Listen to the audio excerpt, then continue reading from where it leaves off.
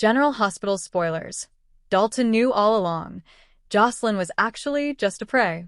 Port Charles is no stranger to secrets, betrayals, and devastating truths, but what's about to unfold will shake the canvas like never before.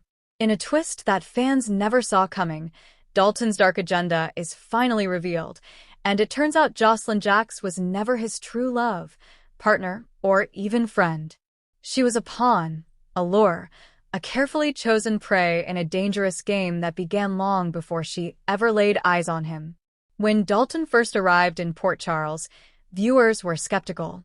His charm was magnetic, his backstory conveniently vague, and his interest in Jocelyn just a little too intense. But as GH fans know, sometimes the most handsome smiles hide the darkest intentions. Dalton quickly embedded himself into the daily life of PC, forming bonds with Dex, getting close to Trina and Cameron's old circle, and, most importantly, earning the trust of Carly and Jocelyn.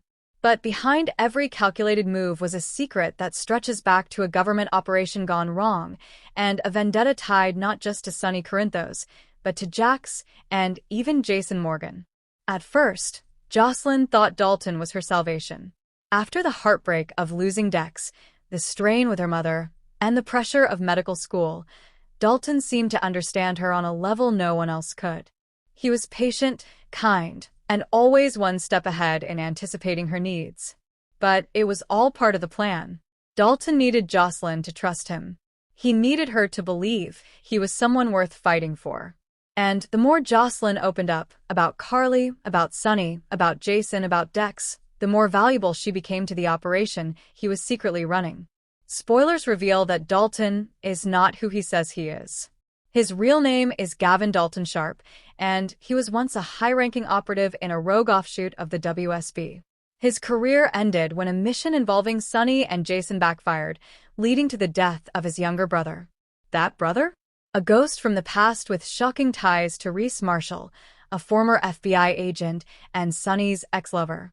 Gavin's hatred for Sonny runs deep, but it's not personal revenge he's after. It's legacy destruction. And Jocelyn? She's the emotional weak point in the Corinthos family's outer defenses. Carly always knew something felt off about Dalton, but she kept her suspicions to herself. After all, Jocelyn had been through so much, and Carly was trying to repair her own image following the recent Drew and Nina drama. When Carly voiced her discomfort with Dalton's sudden closeness to Jocelyn, she was dismissed as being overprotective. But Carly wasn't wrong. Dalton had deliberately manipulated every interaction to make Carly seem like the overbearing mother. He even subtly encouraged Jocelyn to keep secrets. "You're not your mother," he'd whisper. "You have your own path." It was all part of his gaslighting technique, isolating Jocelyn emotionally while maintaining the illusion of care.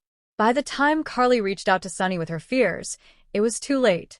Jocelyn had already fallen, and she was in deeper than anyone realized. In an explosive twist, Dex Heller returns to Port Charles after months in hiding.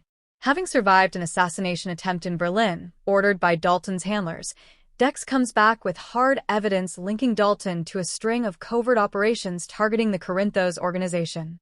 Dex's mission is personal. Not only did Dalton frame him for a crime he didn't commit, but he also stole Jocelyn away in a cruel psychological game. Dex's first stop is Carly, and the reunion is emotional, but grim. Dalton isn't just some charming stranger, Dex says. He's a predator, and Jocelyn is his prey. Jocelyn's world begins to unravel when she finds an encrypted flash drive in Dalton's backpack, one he carelessly left behind during a fake emergency phone call. Inside are files labeled with names that make her blood run cold. JX. Sonny. Dex. Jason. Jocelyn. Each file contains surveillance, audio recordings, behavioral analysis reports, and photographs. One particularly chilling photo shows Jocelyn sitting at the Metro court pool, laughing with Trina, while Dalton watches in the background with a shadowy figure behind him. Jocelyn confronts him, and Dalton doesn't deny it. "I never lied to you," he says coldly. "I just didn't tell you everything. You were never the goal, Jocelyn. You were the key." Jocelyn tries to run, but Dalton is prepared. He locks her inside the Corinthos Lake house and disables her phone. His plan is nearing completion. He's leaked files to a shadow group who now believe Jocelyn is willingly complicit in her family's crimes. She's being set up as the scapegoat for a massive federal sting. But Jocelyn is her mother's daughter, and Carly raised a fighter. Using her knowledge from medical school and some advice once given to her by Jason about how to think like the enemy, Jocelyn fakes an allergic reaction. When Dalton opens the locked room to check on her, she ambushes him with a syringe of ketamine she had stashed in a first aid kit. Jocelyn escapes into the woods, barefoot and bleeding, while Dalton regains consciousness and launches a manhunt. Jocelyn isn't alone for long. She reaches out to Trina Robinson, who is now deeply involved with the WSB thanks to her own brush with Brennan's organization.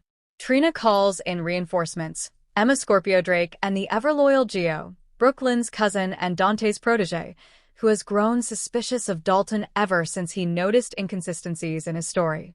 The three of them unite in a daring plan to expose Dalton and save Jocelyn's reputation before the files go public. When Sonny finally learns the truth, he is torn between immediate retaliation and strategic containment.